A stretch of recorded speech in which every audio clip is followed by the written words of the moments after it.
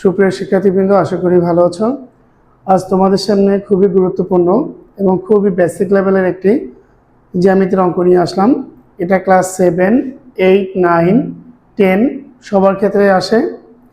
Class 7-এর ত্রিভুজ অধ্যায়ের একটা অঙ্ক এটা।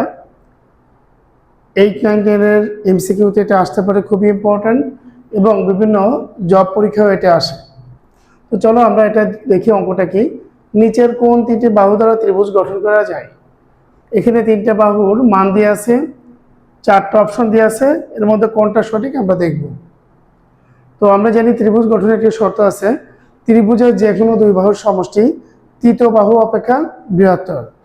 তো আমি শর্ত লিখছি যে তিনটা বাহু যদি এ বি সি হয়, তো A plus B greater than C, এই দুইটা বাহুর যোগফল তৃতীয় বাহু থেকে বৃহত্তর। আমরা ক নাম্বার অপশনে টেস্ট করব। প্রথমে 3 + 2 5, 5 কি 7 থেকে বড়, তৃতীয় বাহু থেকে বড়? এটা কি সঠিক? না, এটা হচ্ছে ভুল। তাহলে এটা দ্বারা ত্রিভুজ গঠন করা যাবে না। খ নাম্বারটা দেখবো একটু। 3 + 4, 4 আর 3 যোগ করলে 7 হয়, 7 অবশ্যই 5 থেকে বড়, তাহলে এটা কিন্তু শর্ত মানে এটা দ্বারা ত্রিভুজ গঠন করা যাবে। গ নাম্বারটা আমরা একটু দেখব।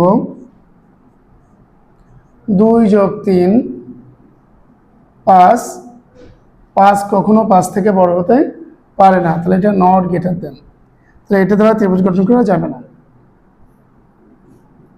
ঘ নাম্বারটা একটু দেখবো আমরা। 6 + 2, 8, 8 10 থেকে কিন্তু বড় না, তাহলে এটা দ্বারাও ত্রিভুজ গঠন করা যায় না। তাহলে ত্রিভুজ গঠন করা যায় শুধু খ নাম্বার অপশন দ্বারা। তো অঙ্কটি যদি তোমরা বুঝতে পারো, যদি ভালো লাগে তাহলে কমেন্ট করে জানাবে এবং তোমার বন্ধুদের মাঝে শেয়ার করবে, যেন তারা উপকৃত হয় এবং তোমার এই শেয়ারের মাধ্যমে তারা যেন অঙ্কটার শর্টকাট টেকনিকে সমাধান দিতে পারে। সবাইকে ধন্যবাদ। আসসালামু আলাইকুম।